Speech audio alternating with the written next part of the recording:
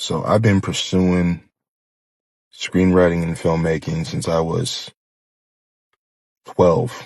Me and my buddies back home in Sacramento got a Mini 8 camera and just started making these little comedy sketches. Then we like transitioned and started doing like short films. I wrote my first screenplay when I was 13. It's like 205 pages. And then I started reading more books and watching more movies to figure out how a screenplay is actually made. When I was 16, just constantly just shooting something, making something. Everybody wanted to be a part of it. And then that's also around the time my grandma passed, my parents divorced. And then I got really selfish. I got really, really selfish. And it had to be me, me, me, me, me. But when I had to do a film, I was all open. But I let that ego of me being good at what I did get to my head. And I pushed people away, And I kept pursuing it though. I kept writing. I would say not saying I don't write good scripts now, but I would say between ages 18 to like 29, probably some of the best scripts I ever wrote. And I still have them to this day. I correct them all the time on Final Draft, making sure, and my process, with my new stuff, I get a legal pad and a pencil and I write it all out and then I'll type it up on Final Draft. What I'm getting at is, at one time I wanted it because I wanted to be in the magazines. I wanted to do this. I wanted to do that. And then as I got older, I see the bullshit that comes with that. I see, are you doing it for the craft that you love or are you doing it for the fame?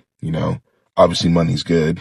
I'm not hating on anybody trying to make money, but when it comes to the art of filmmaking, the craft of getting something done, I love that.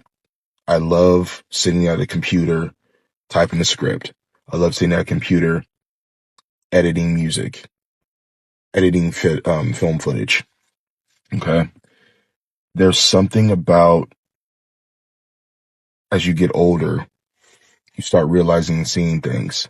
There's people around me there's people around me, getting 1 million views. Their stuff is great, and it's like playing with holding on to what I've always done or adapting. And it's like I'm kind of like a mixture of both, I don't want to use AI to tell my story all the time. You know what I mean? I want to use AI for certain things, but I want to use actual film. I want to use this phone or a camera, whatever it is, to go out and shoot something and put it out there. Because there's no reason why when you film something on your camera that you shouldn't put it out there and it not get views. And the algorithm and all that shit, it's frustrating because you're playing with that. All you want to do is tell your story. You want to get your information out. You want to get this out. You want to get this out. You want to get this out. I want to entertain and I want to inspire. And God willing, I want to be able to employ, and that's what this is all about. I want to be able to, help those who are trying to achieve the same thing that I'm going after or have been going after for almost 30 years now, really sitting back and thinking about it. And let me just say, I've gotten awards. I've been in newspapers.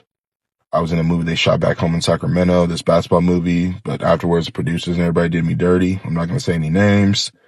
I've gotten people that I've known my whole life and people I've met that are doing big things. They have shows on Amazon Prime and haven't spoken to them in years, but I'm happy for them.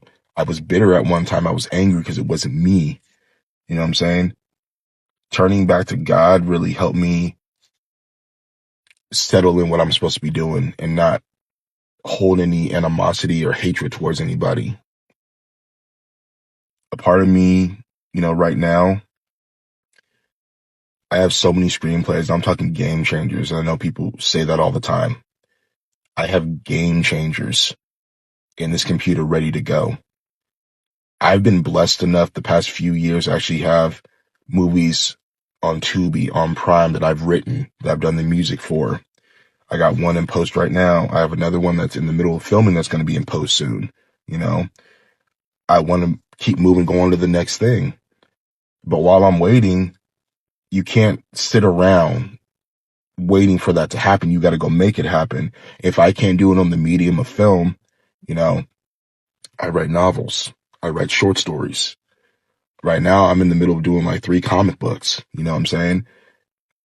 You got to tell your story however way you can without anybody holding you back from getting it out. And don't worry about what people say. If people want to hate and comment, oh, this is trash, this is it. What is you doing? Most of the time, they're not doing nothing. They just like to,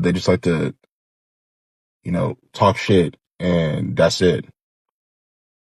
I'm here to do what I want to do, provide for my family, and keep going. I got kids. I got a wife. You know, I have everything right in front of me. Okay. I got God. I got my family, and I got a dream. And I'm going to action that dream. I'm not going to talk about it anymore. I'm going to action it. So yeah, like I said, I got some stuff in the works, and the Lord's blessed me with a lot of opportunities, being able to link up with people. Like, to tell you some of the people I know who are actually in the industry, who I talk to, and I can say, oh, wow, yeah, I talk to this person sometimes on the regular. It may mean nothing to somebody else, but to me, that means something. Okay. These are people I've looked up to, people that I was like, man, I was a fan, you know? I had the author Joe R. Lansdale, the guy that wrote the Happen Leonard books and the movie The Thicket. He's an author, he's a comic book writer, he's a screenwriter. He's a good dude. I reached out to him years ago for a project I was working on because I wanted Nick Dimitri from Stakeland to be a part of it. And he was nice enough to give me the information, and I asked him for advice. And it's been a couple of years since I've reached out to him, but he didn't have to do that. There's one author that I reached out to that I loved his book. He was a complete tool. He was an asshole. But it's fine. I was young. I may have came about it the wrong way, but the point of all this is I got a story to say. I've been having a story to say, and I've done things that I'm not proud of. I've done things that are hurtful. I've done things that have pushed people away. But the one thing that I know now, that wasn't me. He saved me. Thank God for that. And now I just want to help people. I want to entertain, I want to inspire, and I want to employ. And with all the things that I have going on in my life right now, all the things that I'm doing right now, all the things that I'm going to do right now, it's going to happen. And I just want you guys to know, like, the ones that reach out to me, the ones who comment on my stuff, the ones who, I consider social media friends, and maybe even beyond that, I respect y'all to the fullest.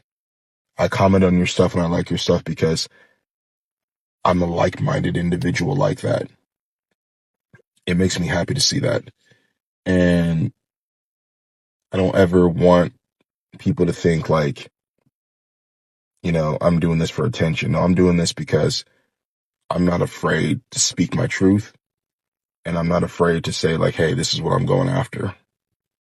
So, coming soon. I got some stuff coming. So just hang tight with me. And I appreciate all of you. Every single one of you that's watching this, who likes it, who comments. And even if you don't, if you're just watching, it's just a view, whatever. You know what I'm saying? I don't hold any grudges. Life's too short for that. Okay? Go after what you're passionate about. Go after it. Because if you don't, somebody else will. Y'all have a good Saturday.